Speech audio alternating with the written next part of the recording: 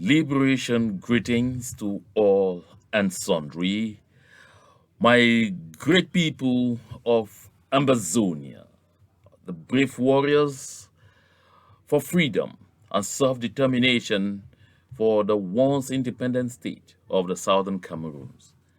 Accept greetings from me, Comrade John Akuro, today, and today is Sunday, June 19, 2022.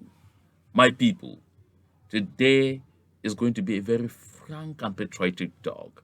But allow me the opportunity to use this moment to say Happy Father's Day to all the fathers of Ambazonia, to all those fathers that are in the bushes, that are Tangana Ponji refers to as voices in the bushes, to all those fathers that are in the bushes ready to pay the ultimate price for our freedom. Happy Father's Day to you, my heroes. Happy Father's Day to all those Southern Cameroon's fathers, those Ambazonian fathers who are all over the world working very hard, some working overtime to make sure they raise the means to contribute to keep our struggle for total freedom going. Happy Father's Day to you all. Happy Father's Day to all those traders, to all those businessmen, to all those bike riders, to all those taxi drivers. In fact, to the entire economic community in the southern Cameroons that continue to observe Country Sunday every Monday. That is the most visible sign of our resistance on ground zero. To you all, I say Happy Father's Day. Make no mistake, I know that we become successful, I beg your pardon, that we become successful fathers because we have wonderful mothers pushing us.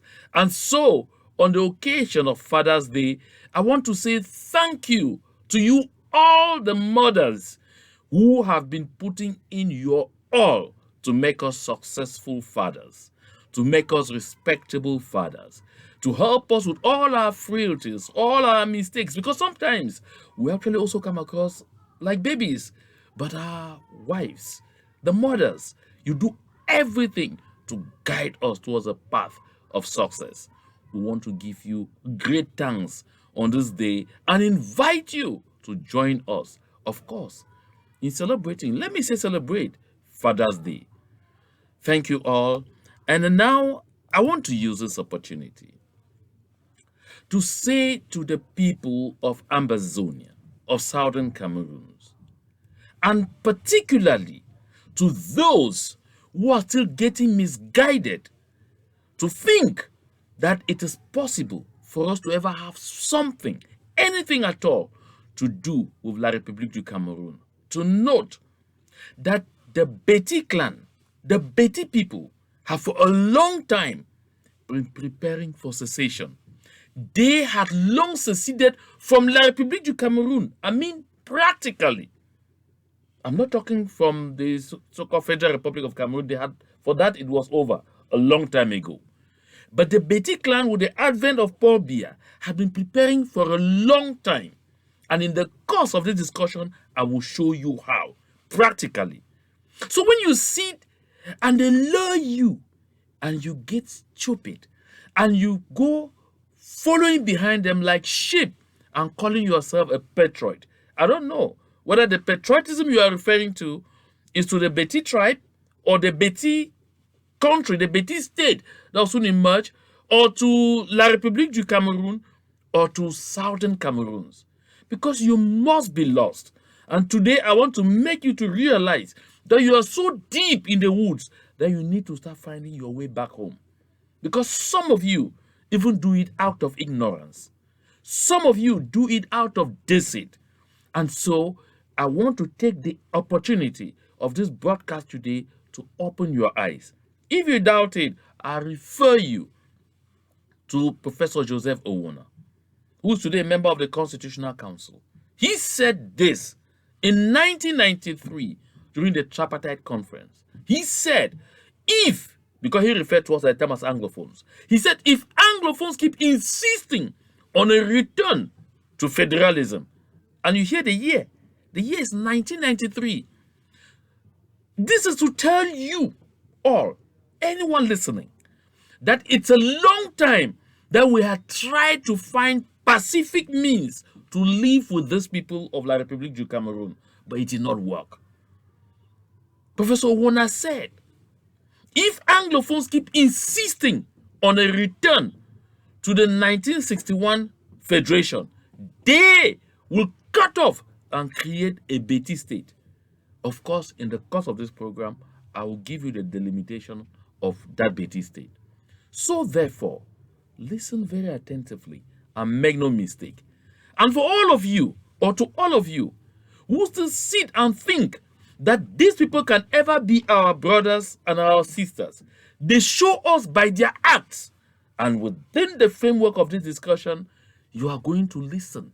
You're going to hear from their own mouths how different we are, what kind of perception they have of us, and what they are ready to do with us at the slightest opportunity. This is why, my people, it has to be freedom, total freedom, or resistance forever. So, hang on. Would you like to make a six-figure income? Well, you have come to the right place. At Venbati LLC, we can make your dream come true by training you to become a professional Scrum Master in just 6 short weeks. You heard me right, just 6 weeks. This may be the biggest life-changing decisions you will ever make. They say luck is when opportunity meets preparation. If you were walking down the street and opportunity walked past you, would you recognize it? Well, here is an opportunity you won't want to miss. At Venbati LLC, our world-class trainers would prepare you for one of the best career changes you will ever make. And then you can consider yourself lucky when you make that 6-figure income and laugh your way to the bank. If you are that person who can recognize an opportunity, call us at 240-701-7796. Check out our website, www.venbati.com. We have limited spaces. First come, first serve. Come one, come all. Would you like to make a 6-figure income? Definitely just had the opportunity you have come to the right place. At Venbati LLC, we can make your dream come true by training you to become a professional. So, my people, I am a Scrum Master. So this is from the interest of all of those who are watching. I'm a Scrum Master myself. And to be a Scrum Master, you need just some form of training. 6 weeks, like she's saying. And those 6 weeks give you the opportunity to earn a certification. And after you do, all what you need to do is just get in touch with some community of practice. Get in touch with some people who are already in the field. Get proper mentoring, and oops, your life changes. You will no longer be working $8 jobs, $10 jobs, $15 jobs, $17 jobs. No.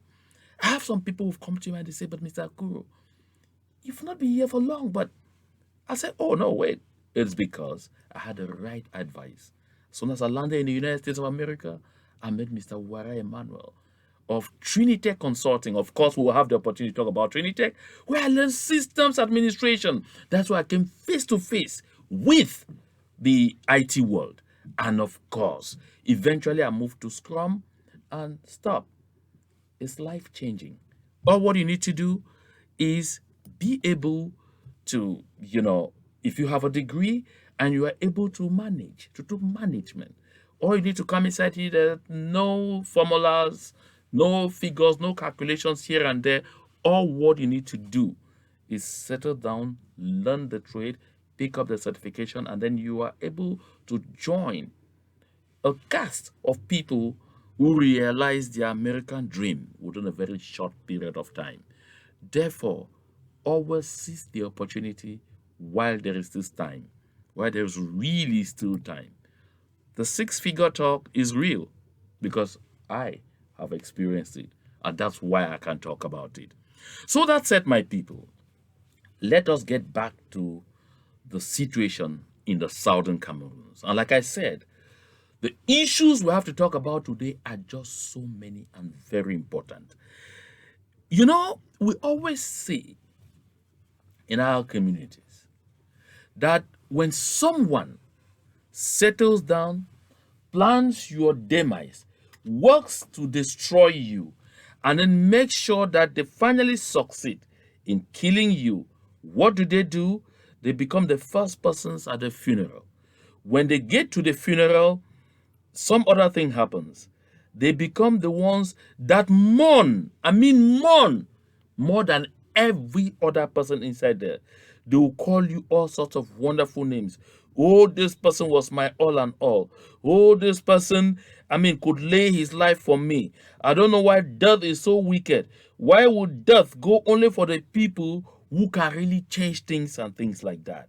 Listen, my people, the smart ones always end up knowing who these kind of people are. That these are the same people who made sure that they gassed life out of you. Today, we are having the opportunity to talk about this because what happened in the village of Mbibgo is very revealing. Very revealing. The village of Mbibgo in Du local government area. We know that the people who wreaked all this havoc were the Fulani. The Fulani, I should say, the Fulani allies of the B of La République du Cameroun. So these Fulani people, they were hired and sponsored by people, including the mayor of Ndu, who issued this letter. Of course, you know that the colonial divisional officer for Ndu is called Shaibu. Shaibu, that is his name. He is Fulani.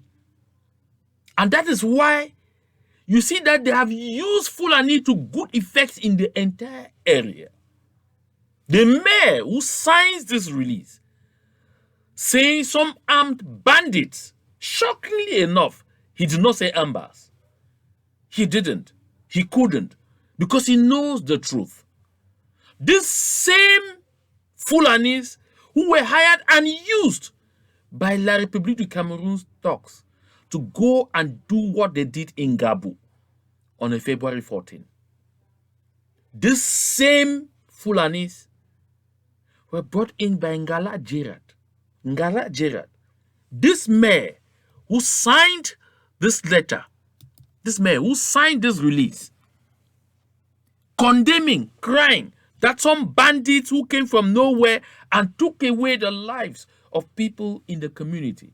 When this mayor knows who they are, when this mayor was part of the entire arrangement, along with the divisional officer, along with Gerard Ngala, along with Fukalistus Gentry, they do these things and they sit behind and they think that our people will not know.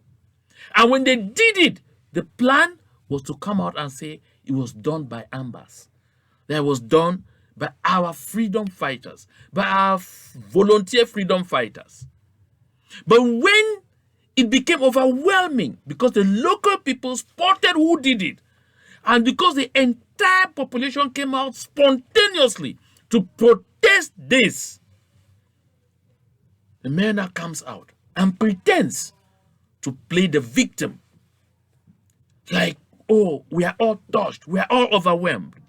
But information emanating from Bibgo says that the B and these Fulani people targeted these two old people, claiming that they are fathers and relatives of Ambas.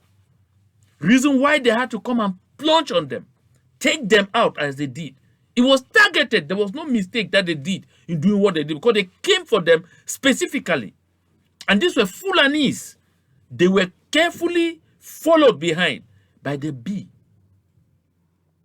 And the Dio, Shaibu, knows about it.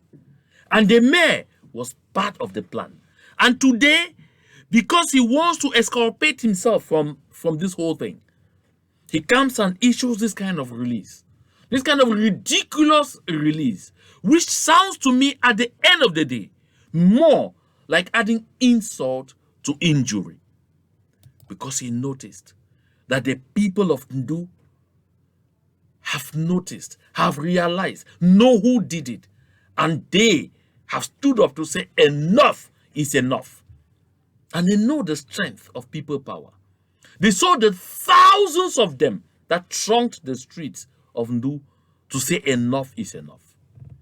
And you want to know my biggest embarrassment with all this? My biggest embarrassment with all this is that the publisher of Guardian Post newspaper there in Yaoundé, his name, Christian Mbibgo. You hear the name Mbibgo? It's not by error. He is from Mbibgo village. And we saw the treatment he gave to it, to what happened to his people.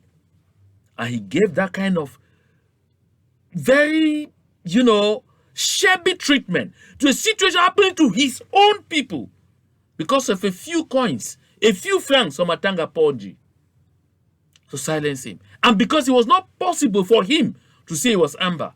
If there were any possibility to say it was Amber, it would have been the main headline on the Guardian Post. But we saw it relegated to fiddle rule, to second rule. That is something. With those thousands of people that thronged the streets, if they just said one letter that it was because they were frustrated or Amber, that would have made 2 editions of main story for the Guardian Post. But they wouldn't. And these are his uncles whose lives were brutally ended. Like I said, it's called Christian Mbibgo. Make no mistake, my people of Ambazonia, I raise these issues because they hurt me. They hurt my soul. They hurt my spirit. That people will sit up and participate, cooperate with foreigners to cause harm to their own people. The same people they sit with, drink, go to the same paradise, go to the same ceremonies, everywhere, the same funeral services, in the same village community. But you will get up and go and cooperate with an enemy to cut short their lives because of money, because of vain influence. My dear brothers and sisters of Ambazonia, this struggle is real.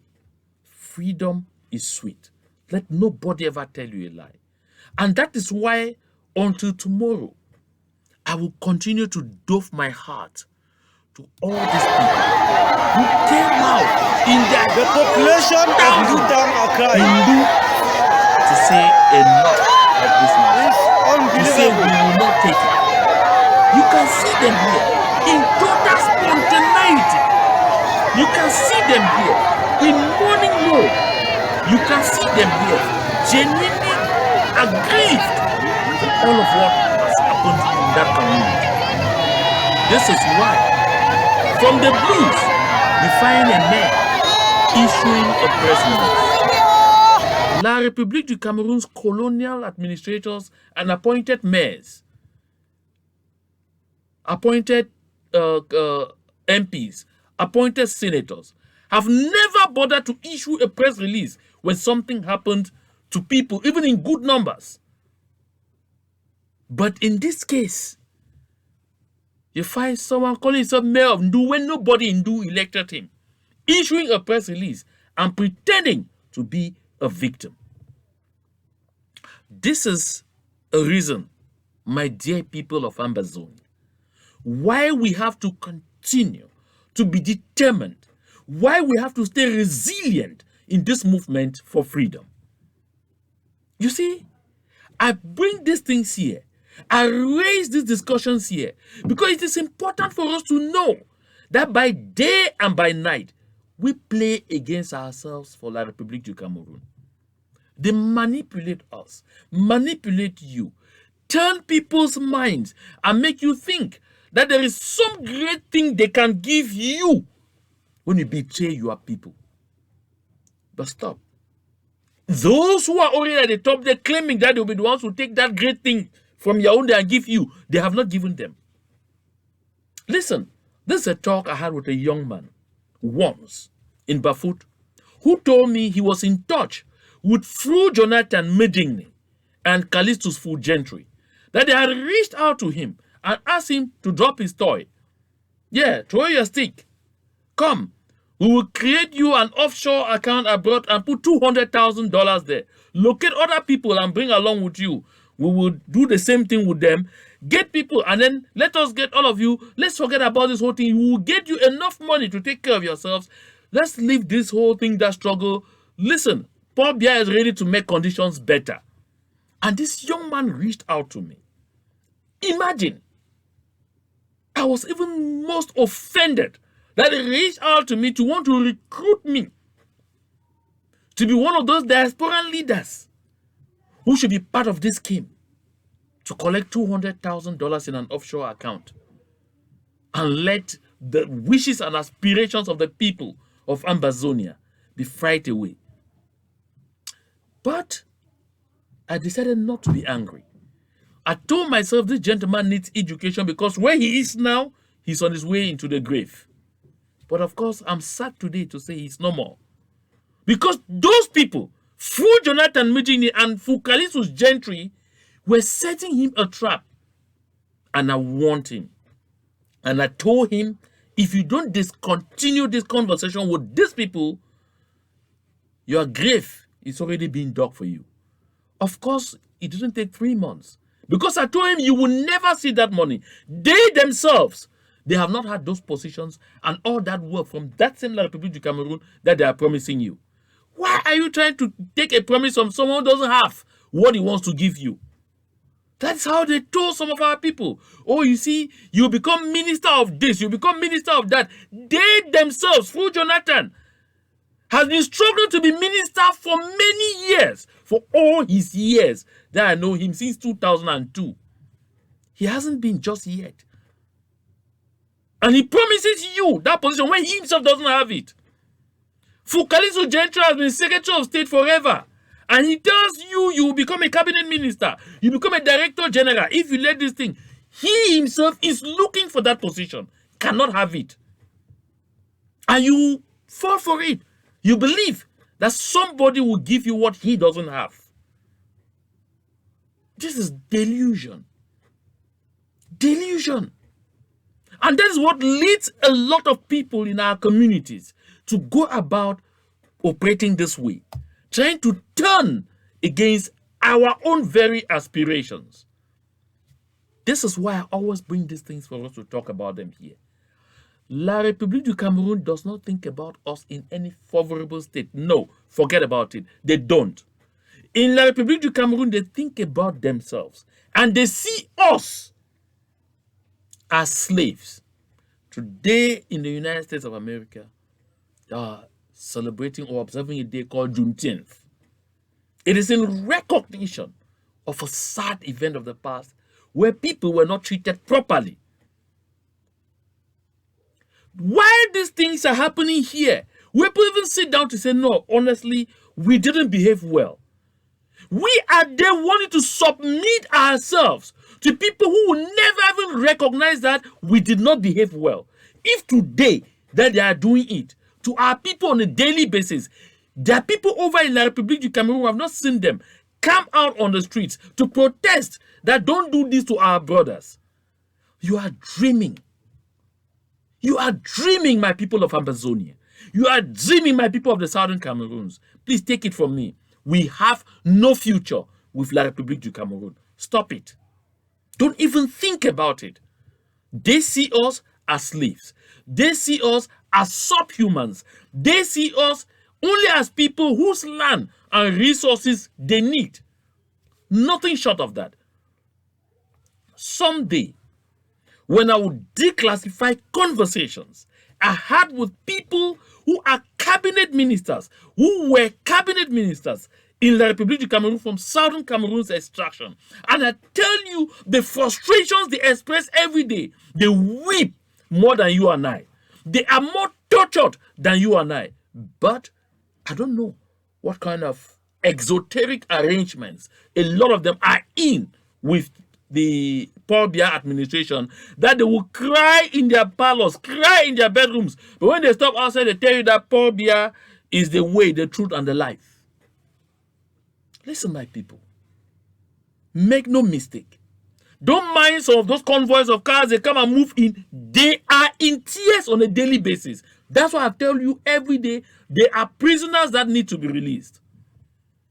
But there are prisoners that are not even allowed the opportunity to say that they are in prison. So the incidents like these ones, they hurt me. They pain me. Now I want us to move over into La République du Cameroun, into their politics. Some will say it's foreign news. It's not foreign news because it concerns us. Because we should be knowing these things. We should be seeing exactly what awaits us if we falter and find ourselves hooked back to La République du Cameroun. The 40 years of developmental drought witnessed under Paul Biya are about to be extended to 40 more years of total destruction and dehumanization. Take a look at this. I saw it. I've tried as much as possible to independently verify. A few officials at the Unity Palace in Yaoundé, La République du Cameroun, told me it is true, but I did not have the chance to get this directly on his page where it was published. So, but I go from the premise that even if this is only a thought, listen, this should be a wake-up bell. What does Frank Biya say here? Because they say, il faut une nouvelle sphère de la politique au Cameroun et un président jeune. That's Frank Biya saying that there needs to be a new era in Cameroon, and of course this needs a young president. So the reporter says, he continues, il continue en disant, bien sûr que oui, les Camerounais, non, bien sûr que oui, si les Camerounais me font confiance. So Frank Biya say, if Cameroonians can have trust in him, put their confidence in him, I mean Frank Biya, not another person. Je ferai la différence par rapport à mon père. That he will be different from his father. This is what Frank Biya is saying. Frank Biya is like telling us that right now he is set to take over from his father. Southern Cameroonians don't believe in a kingdom where one president leaves and his son takes over. We don't believe like that. We believe in democracy. Our forebears showed us between 1954 and 1961. Our forebears showed us. We saw Prime Minister Endeli organize elections and lose and hand over to Prime Minister John Gu Foncha. We saw peaceful regime change in our southern Cameroons. We never saw, or we have not read anywhere in history where people imagine that after me, my son will take over. No. That kind of thing is in Francophone Africa. So this thing from Frank Biya should remind us that naturally, that is where we don't belong.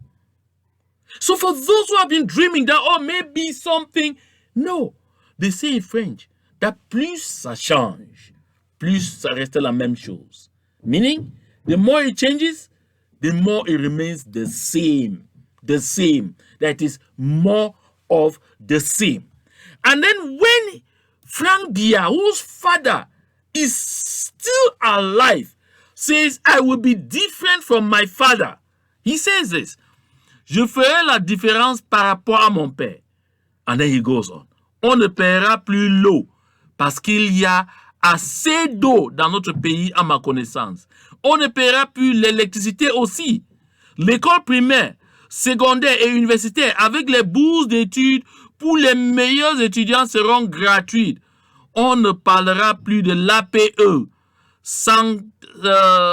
En santé, les soins de première nécessité seront gratuits. Now listen. Listen to what Frank Biya is saying. He will be different from his father. His father is still alive. Frank Biya is openly telling the world that his father has been a failure, a dismal failure, while his father is still alive and reigning and ruling. Still alive. Frank Biya is telling us that my father, whom I want to take over from, has been a massive failure. But I will be different from him. We need a young president because he's already too old. I will be different from him. And then here are the kind of promises. Frank Biya says nobody will pay any bills for water because he has heard. He doesn't say he has observed. Mark the choice of words. Listen, because he says, parce qu'il y a assez dans notre pays à ma connaissance. He's not asserting. He say, I've heard that we have so much water, a lot of water resources in this country. Frank Biya promises what he doesn't have. And then he says, even electricity. So Frank Biya is going to overnight excavate dams. Overnight,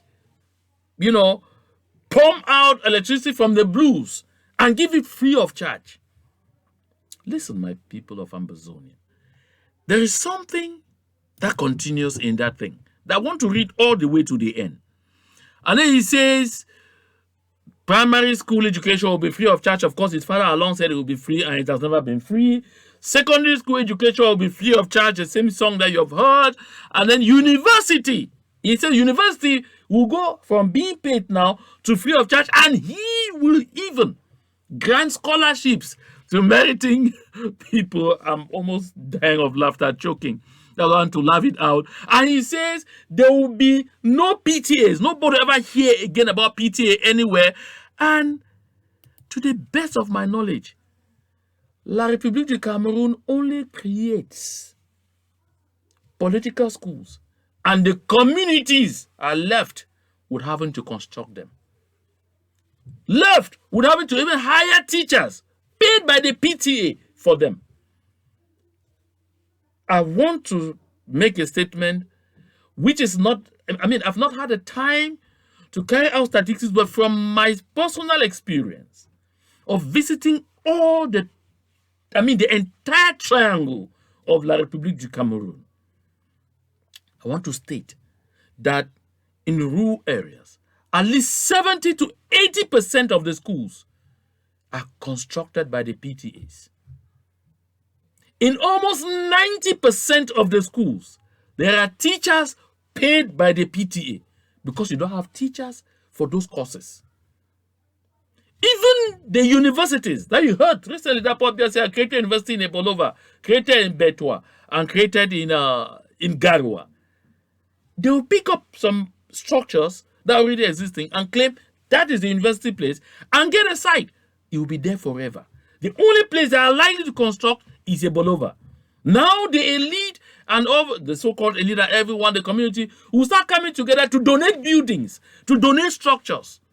And that is what somebody sits, some fingong, sits somewhere and is saying trash. And all of these things because they know Frank Biya is not talking out of the blues. He knows that all he needs to do is go out there in the streets, give sardine, give bread, and then ask Brazzaville to pour drinks out everywhere in La République du Cameroun, and everybody starts singing, Ah, Frank Biya, j'aime Frank Biya, oh, j'aime Frank Biya, oh. You hear those. My people, this is a clear reminder to all Southern Cameroonians. Those of you who still try to stand on the fence, this is a wake-up call that it is time for you to join the fold. Let's finish this thing, because more trouble, more suffering, more pain, more misery is right ahead in La République du Cameroun. Having anything to do with them will contaminate us. After 40 years, check, how old is Frank Biya? Frank Biya is likely, therefore, to have the opportunity to rule in that country for 50 years. 50 years. Take note.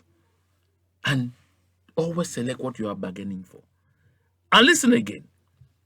He says, Je demande juste au peuple camerounais de rester calme et respecter nos institutions pour un Cameroun meilleur, car quelque chose de nouveau arrive.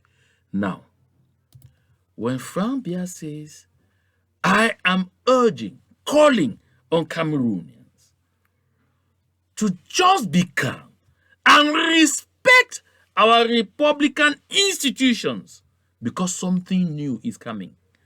Is he telling us that Biya is no more? And there will be a constitutional coup to install him. And since it will be a constitutional coup, people should just be calm and respect the Republican institutions. And then you will have free water, free electricity, free university education, in short, free education along the line, free treatment in all hospitals that don't even exist, that don't even have the appropriate equipment to take care of you. My people, listen, there is something cooking over there. And I have told us 1,001 times, there is need for us to bond together, work together, close ranks. By the way, we don't have major differences. We have disagreements just on approaches. All of us agree on one thing, that we need this freedom, that we need to restore the sovereignty, our sovereignty over our land. We are agreed on all this. That self-determination for us is a right. But we have light disagreements on methods. It is time for us to do a rapprochement because I've always said opportunity is on the way. La République du Cameroun is warming up seriously for a Champions League never before seen. And we must not let that opportunity elude us. Take it from me. And just so you know, listen to this lady. La troisième république ne se fera pas avec des sorciers. On ne vous voit plus en 2025. Arrêtez. Nous n'avons plus besoin de vous en 2025. C'est pour cela que je suis contre l'histoire du franquisme. Je vais combattre ça jusqu'à. Le franquisme ne passera pas. Vous voulez continuer à utiliser notre billet. Vous êtes sucré avec le père. Vous voulez conserver les acquis en continuant à utiliser le fils. Parce qu'un billet en cache un autre. Moi, je suis contre le franquisme. Franck Biya ne peut pas être président au Cameroun. Si Franck Biya est président au Cameroun, ça veut dire que les gens là vont continuer. Ils vont encore bouffer le Cameroun pendant 40 ans. Non. Le règne de la médiocrité va encore perdurer. Pour 40 ans encore. Moi, je suis contre le franquisme. Franck Biya ne peut pas être président au Cameroun. Ça veut dire qu'un billet en cache un autre. On a fini avec le père, on continue avec le fils. Les choses qu'on a vues au Gabon, les choses qu'on a vues au Togo, quand on a fini de manger avec Bongo père, on met encore Bongo fils. 80 ans, ça ne marche pas, puisque les mandats ne sont pas limités au Cameroun. Ça veut dire que vous voulez encore mettre 80 ans. Vous voulez bouffer le Cameroun pendant un siècle. Parce que vous êtes seul. La troisième république là, hein, qui commence en 2025 là, vous ne serez pas dedans. La troisième. So, I know that there are some in my audience who don't understand French. Let me translate this. This lady you see, she's of Beti extraction, meaning she's from the area that they call Beti Center Southeast. So she is from the same ethnic group like Paul Biya, like Franck Biya. You see the bitterness in her. That bitterness. She says she doesn't want to hear about Frankism. And she says the same thing that I said earlier. That because presidential mandates are not limited. No. You can run. In Cameroon, there are no elections. So, just as Paul Biya, the father, has appointed himself president over and over until he is now vegetable, that is how Franck Biya will come in and appoint himself over and over until that one here exclaim 40 more years, 50 more years, 1 century. Oh no. Oh, he says, je suis contre le franquisme. Oh yes. And then she recalls that that's what happened in Togo, like I just mentioned, where Faure Gnassingbé took over from his father Gnassingbé Yadema, who was in power for 39 years. In Gabon, where Ali Bongo took over from his father, who was in power for 42 years, from Omar Bongo. And then in Cameroon, Paul Biya in power for 40 years, and Frank is rearing his own head. This is not the kind of thing our people want. This is not what our forebears wanted when they moved from the House of Assembly in Enugu in Nigeria, to Boya, and founded the Southern Cameroons and put in place a government where the first functional democracy in Africa south of the Sahara. My people, we will not, cannot, and should never be part of such a thing. This is why these are warning bells to some of our people who loiter around and call themselves patriots. And I want to raise a bit into that. Let me raise a bit into that. Because I said here earlier, my brothers and sisters of Ambazonia, I said it a while ago, our fellow well-wishers and sympathizers of the cause of the people of the Southern Cameroons for total self-determination, that the Beti people, they know what they have done in that country for 40 years. They know. They have looted everything. They know what they have done. And so for that reason, for many years, they have been preparing for this moment where it is either they stay and maintain power or they will not be part of a country where they are not in control. I recalled earlier that in 1993, during the tripartite conference, Professor Joseph Ouna said, if the Anglophones, he was talking to the Ngole Elvis and the others who were there at that meeting. I think Professor Carlson Anyangwe was there. Were there at that meeting, at the tripartite conference, talking about the need to make the triangle more accommodating to every caste. And they were asking for a return to the federal system where everybody will feel accommodated, where people will feel they belong, where we will be able to manage our own affairs democratically. And then they could do whatever they want to do with their side. And he said, Ouna said, if Anglophones continue to insist on a return to the federal system of 1961, they will secede and form a Beti state. And that Beti state will be made up of the center, the south, and the east. And now, just so you know, that right from that time, the Beti people have been preparing for their secession, which will be actualized immediately after Biya if they do not have the possibility to be in control. They have been doing that, and they have been doing that faster than us. That is why they now have a good seaport for themselves in Kribi. That seaport in Kribi took the position of the natural deep sea port that should have been constructed in Victoria, in the southern Cameroons. Of course, they needed their own access to the sea. Look at the distance. From Kribi to Douala is a short distance, but they decided to build a huge seaport in Kribi. That is in the south. I want to let us see center, south, east. They are already, at the moment I'm talking, building futuristic airports because they have cited 2 additional places where they need to build airports in the same grid, center, south, east.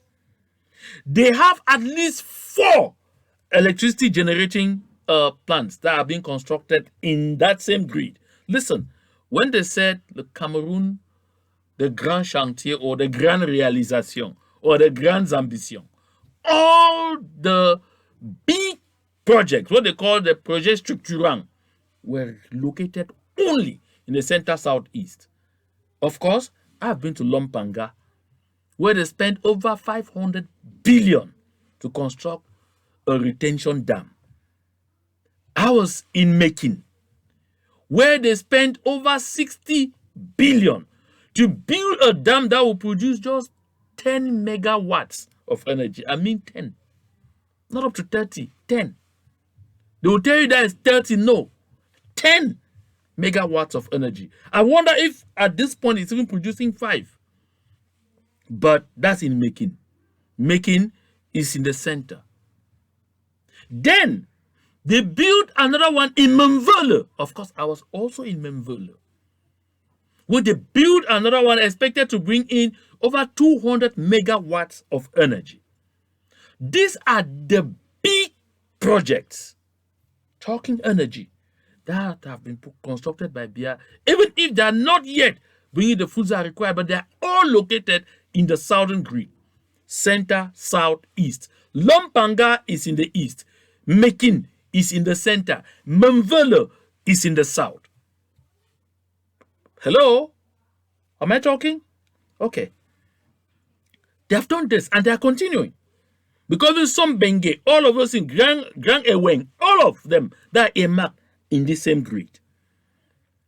And they have put in place another huge project called the Mbalam Iron Ore Project, which has to do with some extraordinary railway project to accompany it. This is a project that is worth over 1,000 billion in CFA. Where is Mbalam located? Center, southeast. It's mostly in the east. Grid. All these arrangements, because they know what they are doing and they are planning.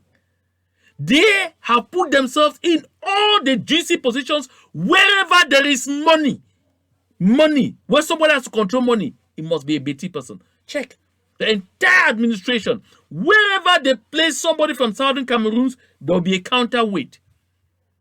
You hear that the Director General of Treasury is a Southern Cameroonian. The Director of Treasury is the one holding the coffers. The Director General only has power of instruction, but the person holding the coffers is the Director of Treasury. Is a BT man. Do you want to know? Go across the board. It's the same thing they have done everywhere.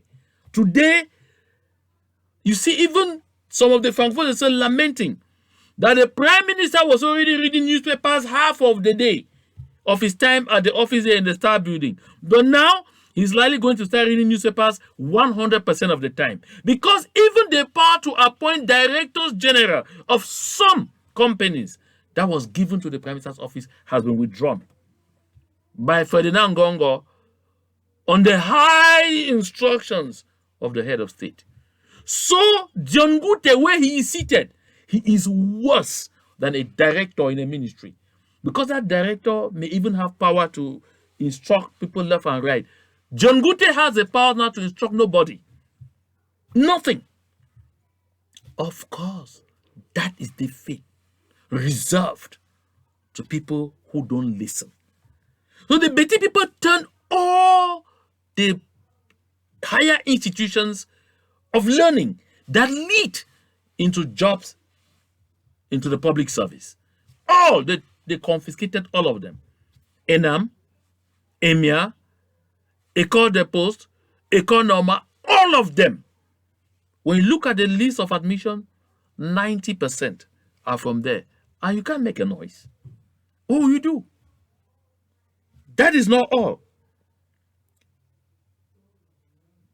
When they sit and feel that there is something disturbing their plans, and they say they should hold a meeting of all Betty people, I mean, it's normal. It takes place.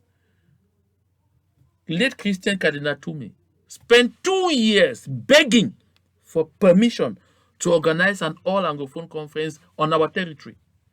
He was never given the opportunity. If the Bamileke people get and say, in conference, the Bamileke, they ban it even before you think about it. So I want to let our people know, when you sit and you call yourself, oh, we the patriots, oh, we are the black legs, the patriotic black, patriot of what? Of where? Of which country? Of the Betty state? Think. I keep telling you, look at what happened to the people of East Timor, who were operating exactly like you were doing, calling themselves patriots. When push came to shove, the government of Indonesia gathered them all and went to the borders and pushed them. Go and join your people. If you advised us properly, we would have negotiated when it was still possible to negotiate. will not be losing this territory today. I don't want to discuss what happened to them. But today, you keep thinking that no, those elites of East Timor, they didn't behave well, we are smarter. Okay. That's how bandits behave. They keep thinking the other bandit was caught and is in jail because he was not smart. I'll be smarter. But they all always end up with the same fate. The exact same fate. I'm sharing this knowledge so that we get the necessary wisdom to do what is right. Join the morning train heading to Ambazonia. The evening train may end up being extremely late. And to all my brothers and sisters of Ambazonia, please, let us allow love to lead among us. We have disagreements. We have misunderstandings. We have differences in approach. But fortunately, we all have the same objective, to the best of my knowledge, ensuring a free and independent Southern Cameroons. Let's therefore stop the sabotage and counter-sabotage. I like to share a short video. It's about 3 minutes. 3. Don't go away, because the crux of the discussion in this particular recording is still ahead. We will be a bit long today because I don't want you to miss out on anything. The real icing on the cake is still ahead. But let's share this wisdom, this piece of wisdom. The most beautiful corn cobs in the United States. I asked him, "What is your secret to producing such great quality corn cobs?" He said, "My secret is simple. It is because I share the best seeds with my neighbors." What do you mean? How do you have the courage to share the best seeds with your neighbors if they also take part in this competition? Then he said, "It's because the wind always spreads corn pollen, and the wind pollinates the fields to make the seeds grow. If my neighbors have low-quality corn, the wind will blow their pollen, and my corn will worsen. So, for my corn to be good, I have to take care that my neighbors also have good corn." This is wonderful. This is a secret for life.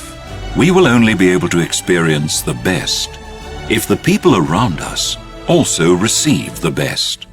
Often people insist on seeing happiness in a selfish way.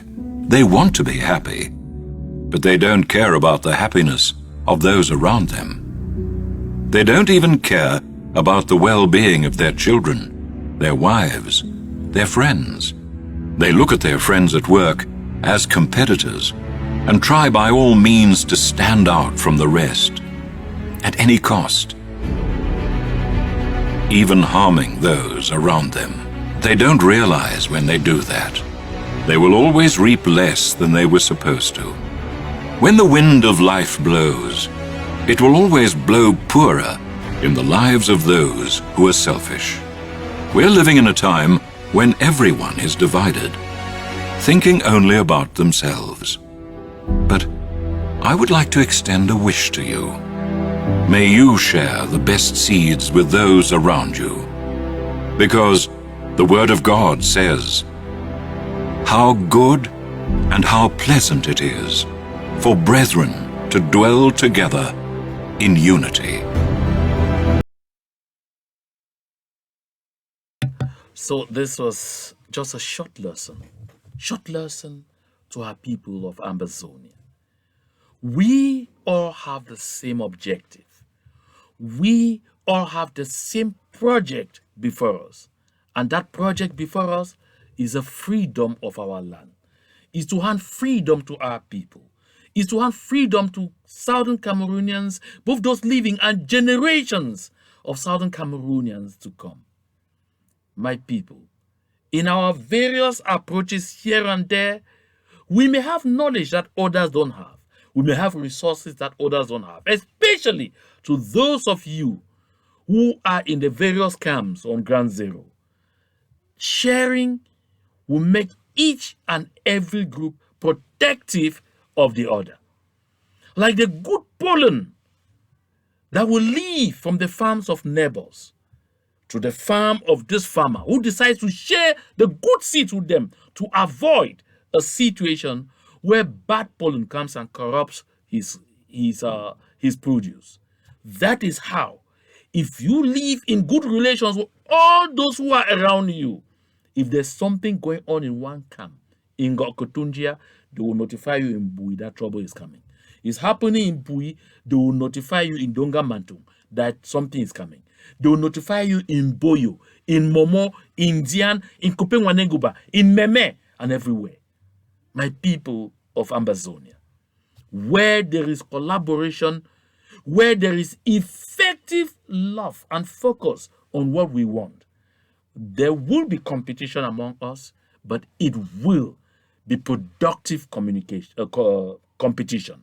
Not the selfish kind of competition that leads people to setting up one group against the other, or even setting up groups against the enemy, or revealing the plans of one group to the enemy just because you want them crushed so that you should emerge alone as I am the King Kong. This is not the spirit that will take us forward. The spirit that will take us forward is the kind of spirit we just watched in this past video, where you care about what happens to your neighbors because it will have a direct influence on you. We should care about what happens to each and every one of us involved in this struggle for the liberation of Ambazonia, because collectively we need to stay alive, we need to stay strong, and we need to be on top of our game. This is what will give us the victory that we seek faster than anything else. But if we breed hatred, if we breed envy, what will happen is we will only want to have excitement, happiness, when the people who are not in our group, who are not in our movement, who are not in our organization are in pains. This commander was taken down. Oh, he's not on my camp. Serves them right. Wrong spirit. Wrong spirit. That is the kind of spirit we don't want. My people of Ambazonia, we need to think our way out of bondage. Let's think productively. Let's act productively. This will take us to where we want to go to faster. And now, this. Non, il faut d'abord dire que après cette torture, et il faut le dire, ils nous ont torturés. L'endroit où vous avez vu la fameuse photo, c'est le lieu qui faisait office d'un bureau où on voulait nous auditionner. Quand j'ai fini de tout dire cela, ils sont venus nous jeter dans une sale cellule. Aux environs des 23h30, ils font venir 2 Ambazoniens qui présentent comme terroristes. Moi, je ne sais pas. Hein. Et ces gars arrivent, ils subissent le même sort que nous. Alors, à ma grande surprise, il y a un des éléments de la cellule qui a le marteau qu'on appelle, si c'est la masse 36, un gros marteau comme ça. Ils ont fait planter les chevilles de ces gars, même le sol, ils ont cogné les marteaux dessus. Les chevilles se sont cassées. Ils ont ouvert les trousses à cadavres. Ils ont jeté les gars à l'intérieur, jeté dans les derrière des voitures. Et un de ces éléments de me faire comprendre que c'est le même sort que je vais subir. Parce que ça, il faut que les Camerounais le sachent. Là-bas, c'est un centre de torture où on tue les gens. Ah oui. C'est aux environs des minutes 30 qui nous ont transportés direction le service central au 7. Non, il faut d'abord dire que... My people, I know at this point you see my countenance has changed. Because my heart is heavy listening to journalist Sebastien Ebala. You see, Sebastien Ebala is narrating here the kind of torture he lived, he witnessed at said. I'm losing it out. Let's take a short break. Would you like to make a 6-figure income? Well, you have come to the right place. At Venbati LLC, we can make your dream come true by training you to become a professional Scrum Master in just 6 short weeks. You heard me right, just 6 weeks. This may be the biggest life-changing decisions you will ever make. They say luck is when opportunity meets preparation. If you were walking down the street and opportunity walked past you, would you recognize it? Well, here is an opportunity you won't want to miss. At Venbati LLC, our world-class trainers would prepare you for one of the best career changes you will ever make. And then you can consider yourself lucky when you make that 6-figure income and laugh your way to the bank. If you are that person who can recognize an opportunity, call us at 240-701-7796. Check out our website, www.venbati.com. We have limited spaces. First come, first serve. Come one, come all. I was saying that Après cette torture, this journalist et il faut le Sébastien dire, ils Ebala, torturent, ils nous ont torturés. L'endroit où vous avez vu la fameuse the photo, experience c'est le lieu that qui faisait he office had d'un at the bureau, on scene. voulait nous auditionner.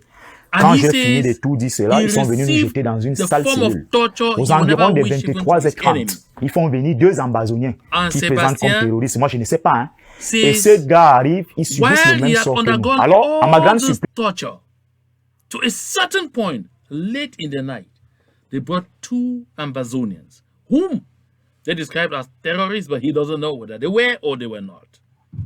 He says when they brought them in, that's what Sebastian is saying. He saw it, he lived it, he has not heard about it. That they brought a hammer that they call mass transit. For those who are carpenters, they know that there's a hammer that sometimes they call Monday morning. That's the biggest hammer. Why do they call it Monday morning? Because they believe that you had worked until Friday, then you have rested Saturday and Sunday, you have eaten, you have come back with enough strength to be able to lift that hammer.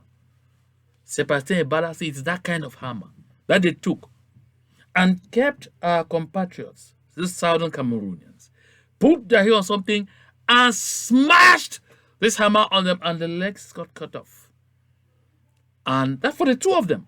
And they carried them and put them in the bags, because it says sack a cadaver, in the bag for dead people. Put them in those bags and threw them behind a truck and turned and told him that if you don't cooperate, this is exactly what will happen to you. Who knows if this is exactly what happened to journalist Samuel Wazizi?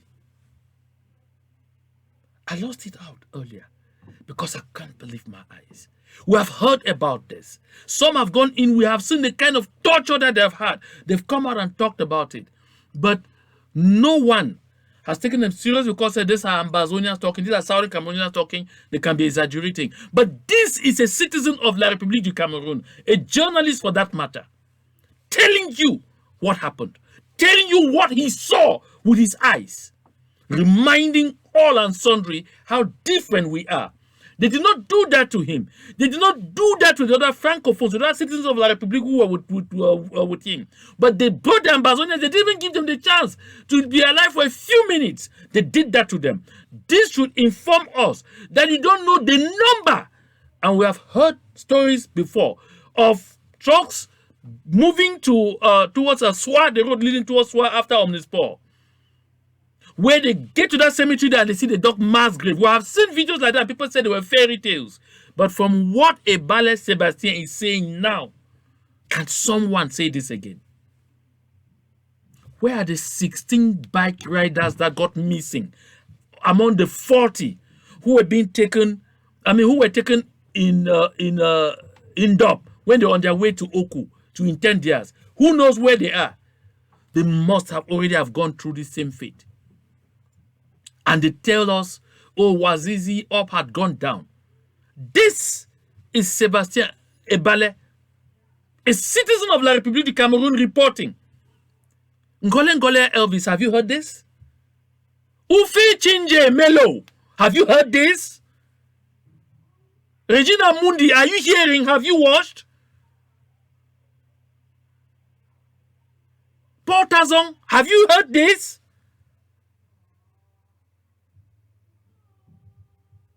I suppose they should send things like this to somebody called Padia Sanga.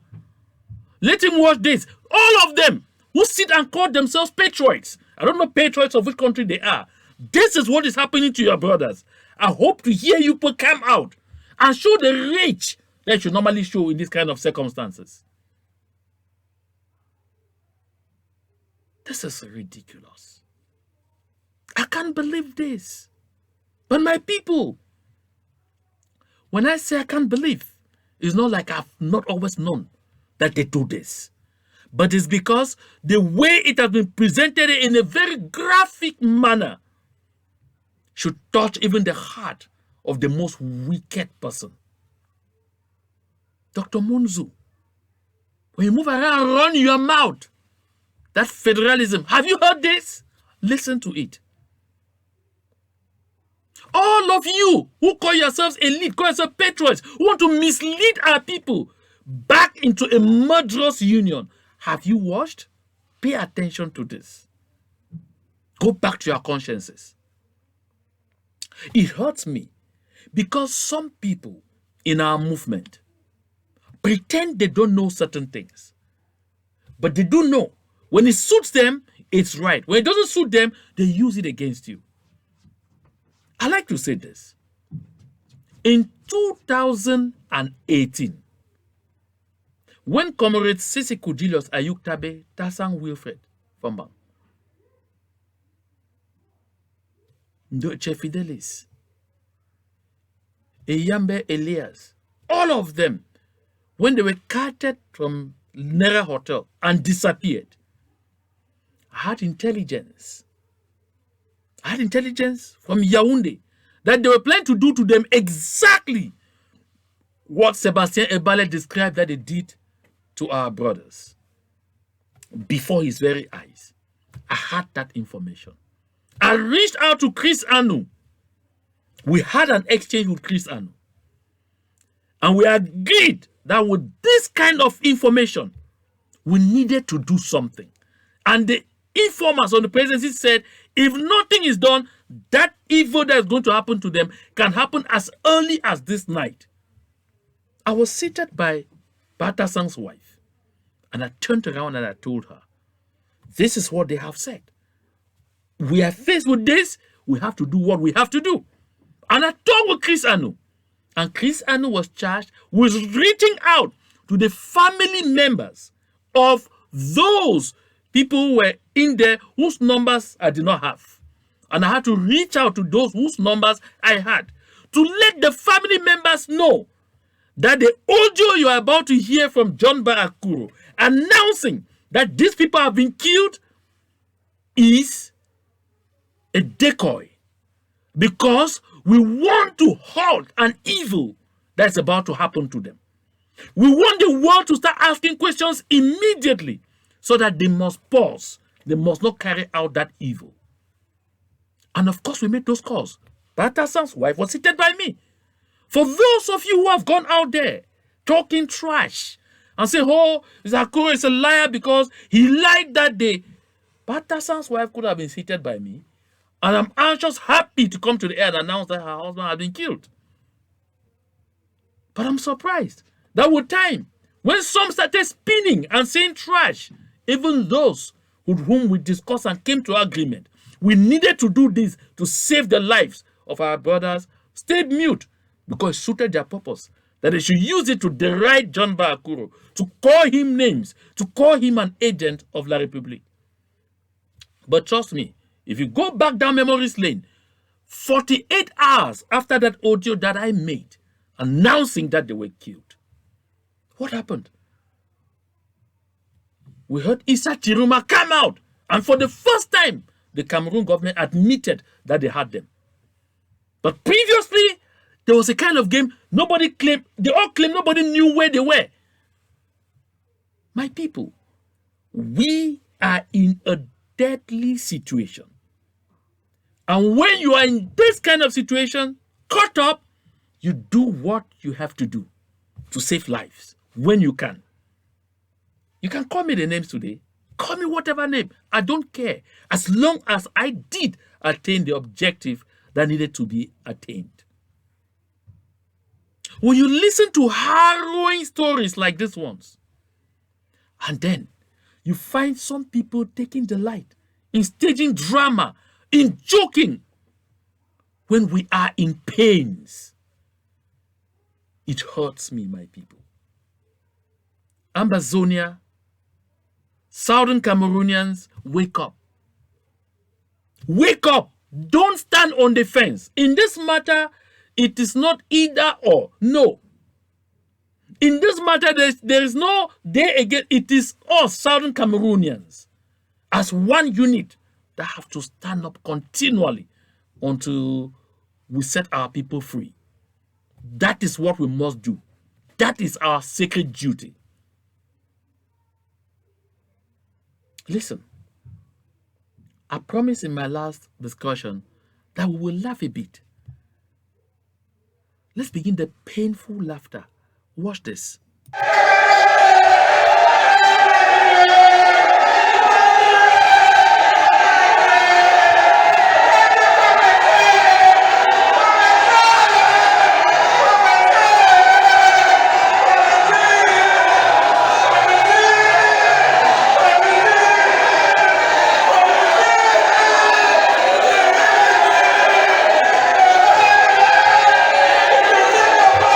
People holding the microphone, you see me cry into the microphone. My people of Ambazonia, you see these women? These are wives of those so-called elite. These are wives of those so-called patriots. These are wives, or most of them, even themselves, are even members of those central committees. These are people who are close to the Yaoundé regime. These are people who fall in the categories of those that you easily call enablers of what is being visited on our people. They go, they lock themselves in a hall somewhere, hold microphones, call camera, and stand there, and they stage drama that they are crying for our people, that they are crying for our people, that they are mourning our people. Who are they mocking at? You look at them holding a microphone and crying to a microphone. You can't even see, they don't even know how to pretend. Even on their faces, you can't see even the least remorse to tell you that they are crying for us. Take a look at the real mourners. Can you compare? These are real mourners. These are mothers. These are people who are grieved. These are people who are touched. These are people who are vexed. Huh? You can see them. You can feel them. Look at them. Look at them. You can see grief in their faces. You can see pain on their minds. Even in their movements, even in their gesticulations, you see pain. Not just con artists. Not just con artists. You ask them and say, oh, they want to use this to deceive us back into the one Cameroon. They want to use this and deceive us back into colonialism and deceive us back into slavery and servitude. Really? Really? Really? Really? Now look at them. Look at them. Doing it for the cameras. Is there need for all of this? There's no need for all of this. Those people you appear to be kind of, you are appealing to them, you serve them, you work with them, you cooperate with them, you give them information against us, you set up our children with them, for them. You come and sit here. Really? Then the last piece of laughable drama before we go. See, you don't buy it more than the way you feel true. You understand now? I hear you talk your mommy say, if they don't sell you for America or they don't sell you, you go bomb armor car. Me, I got for jam you. I say, I give you 72 hours for report yourself in front of me. My hand you straight there, amnesty don't finish. I say straight. I give you 72 hours. That AK the way you hold them now.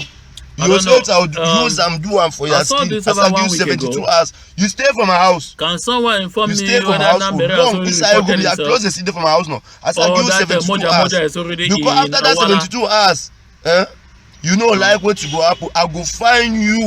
72 hours long elapsed. What is he still doing in Boya? He's still in Awala? Oh my goodness. This is embarrassing. I expected that by now. He should already have had Nambere genuflecting before him and begging that Chief Moja, Your Royal Highness Moja. Like I said earlier, that's fun time. That's what La Republique has reduced itself to. That's the level of desperation that they have to keep us. The level of desperation.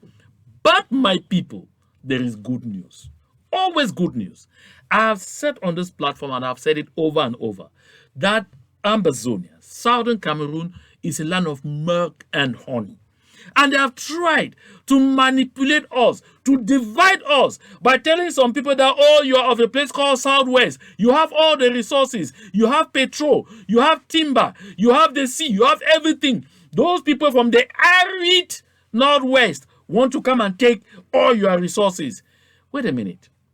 The world today is at a standstill. Total confusion, hunger, pain everywhere because Ukraine is involved in a war with Russia. Why? Because of wheat, food, wheat that cannot leave Ukraine to other parts of the world. They have told us that we are arid land.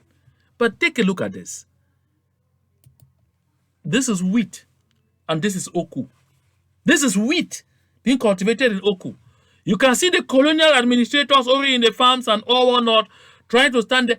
And they have tried for years to hide the real potential, the real economic potential of the northern zone.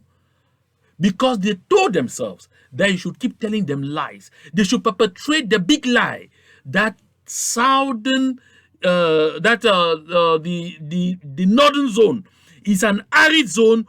We have nothing, and so they are just struggling to see how to colonize the people from the southern zone because of their resources. When you look at this papers here, look at this this etiquette. You see, if you are looking at my cursor, look here well. You see, this tells you that this is wheat cereal seeds, and right there in French, semangs. This is from oku, and this is 2020 cycle. It is not today that they started producing wheat in oku. It is since 2020, 2 years ago. My brothers and sisters, 2 years ago. But they keep telling you that we are arid land because they need to use that to deceive some people into submitting themselves willfully into slavery. What I'm showing is just the tip of the iceberg, because in my next communication, which will be tomorrow, Monday, June 20, 2022, I'll be talking about the economic potential of not only the entire southern Cameroon, I'll stay more on the northern zone and bring out to you truths that they are still hiding from you because they want to bring that fallacy that some part of our territory is arid while the other is too fertile. Stop. Listen. All of southern Cameroon is extremely rich. There is no part. Now you have seen wheat. You see that there are already wheat plantations in Oku. And when I'll be talking tomorrow, I'll be telling southern Cameroonians exactly what we need to do. And wheat caused the president of the AU, Macky Sall of Senegal, to fly to Moscow to have a talk with President Putin, not a cordial talk, to go on his knees to beg that they should allow Ukraine the possibility to export wheat to Africa, lest we die of hunger. But look, my people, in Oku, we are producing wheat. And I'm telling you, it is not just some few bags of wheat. No, I'm coming back to this tomorrow. Hang on. And my people, this is just the start. There are too many more things. There is so much that we will talk about for you to understand that why yesterday the British said we do not have resources enough to sustain ourselves as a country on its own. Reason they wanted to hand us in marriage forcefully to La Republique du Cameroun because we would depend on the British taxpayers' money. Today, they are shamelessly saying we have over 60% of the resources. If we go, La Republique du Cameroun would slumber in poverty. Oh yes. This is the time we must all recall the need to continue to stand for what we believe in. The need to continue to stand for our freedom. The need to continue to stand for what is truly ours. I always say to God, and to God alone be all the glory for making this possible. Stay blessed.